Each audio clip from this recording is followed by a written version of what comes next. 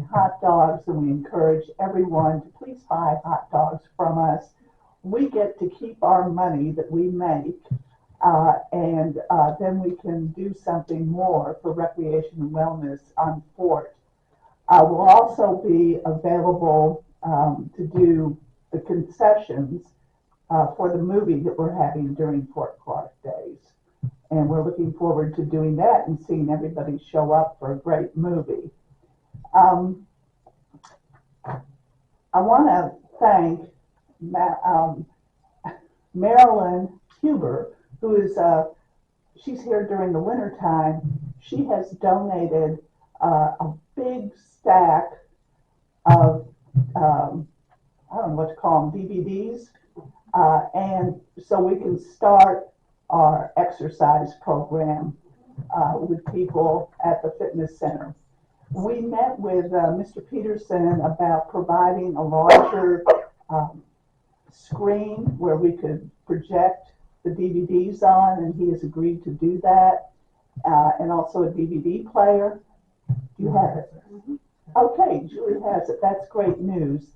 So what we're going to try, that is how we're going to start out with our exercise program, and it will be free. But that we don't have the money yet to pay instructors, and that's why we're raising funds so that we will be able to do that. We do have another bus trip coming up. Our last one, and that was our first one, was very successful. Our second one will go to Seminole Canyon and also Judge Roy Beans. It'll be a shorter trip, and people can bring their lunch with them. And we're looking forward to doing that. And what else? Do you have a date for that? We don't yet. What we have to do is we have to hear back from the bus company so that we can cost it out. It'll be in the spring. I don't know when it's going to be. It may be. We're almost at spring, so yeah, I would think so. And then, let's see, we got to meet in the green room. That was the first time I've been in the green room, and it was a wonderful place to meet. And I hope I'm not stepping on any toes of people who are golfers, but I mean, it was just fabulous to meet there. And afterwards, a couple of us decided to go into the pro shop area. I've not been there for 3 years myself, and it was beautiful. I mean, if y'all haven't been in there, it is just so welcoming. There were little decorations on every table. It was clean. The staff was wonderful.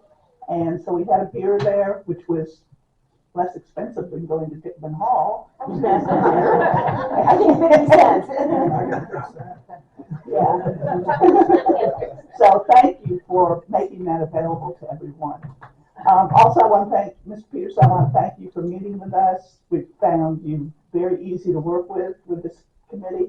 It's been very helpful to us with your open door policy. Okay, thank you. Thank you. And last but not least, the election committee. Can we defer to the agenda item? Yeah. Oh, absolutely. If that's what you'd like to do, sure. Okay. Is it on here? Yeah. Oh, yeah. Okay. All right. Now, community council.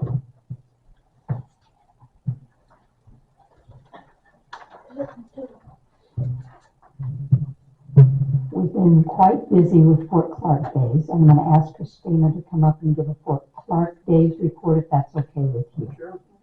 But at our last meeting, it was primarily a very short business meeting. We adjourned and turned the meeting over to Allison Watkinson, who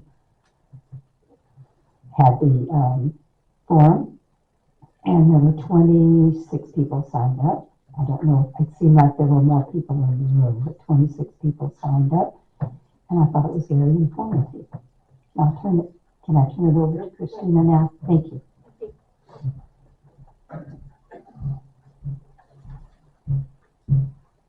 Good morning. Good morning. So I would first like to thank the Cowboy Brigade because they made us their first project for this first Saturday. We got the commissary cleaned out. It looks amazing. We have since gone back in and reinforced the bar, cleaned it, polished it, polyurethaned it, waxed the stage, and replaced all the curtains. K-Benham went in yesterday and washed the windows for us. Maintenance has been in and made sure the toilets are working, sinks are working, repainted the red caution stripe along the sidewalk, so the commissary is looking great. We've also started to clean up at the theater this past week, so we've only gotten into the entry. We are now, if we have not reached or exceeded, we're very close to $13,000 in sponsorships. All our living historians are being provided housing, either through people opening their homes or drastic discounts on some short-term rentals. We have over 100 confirmed volunteers, I believe 80 confirmed musicians, over 18 arts and crafts vendors. We are filling up every building that we're using and looking for more space. So I believe that's it. Obviously, we have discussion about the street dance, but I will save that for its moment. Any questions? All right. Thank you.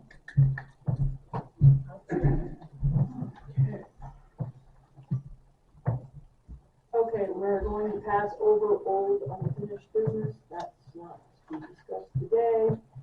We have had 2 email votes electronically amongst the board. The first one was approval to pay renewal of general liability insurance. And the second one was the approval of new architectural committee member Richard Moore.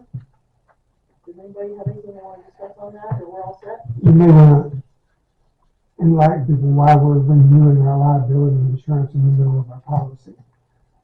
This is because one of our insurance policies dropped this last year, and we had to renegotiate in the middle of the year.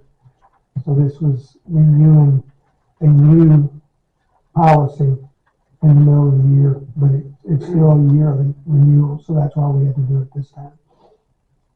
Any questions?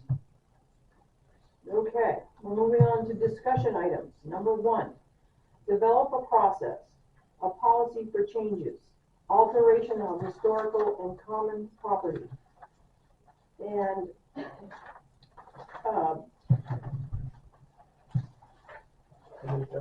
yeah, well, I can see that, but I want them to understand that they'd like to set up a committee or task force to do this to move forward. So, who wants to start the discussion? Are we going to do it, or are we going to open it up? Let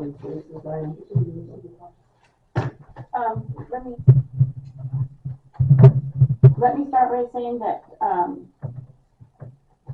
this is my agenda item, and I think it's really important that we come up with a process, just like we do for, people have to get a permit for doing work on their house on the outside. So I believe it's important to have a process to, when we work in the historical area on historical buildings, the pool, par 3, all of those areas.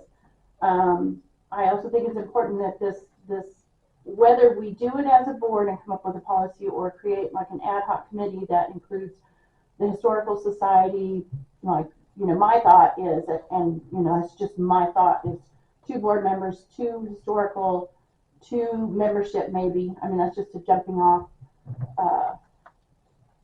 point, but I think that this is something that we need, and it's important to preserve our grounds.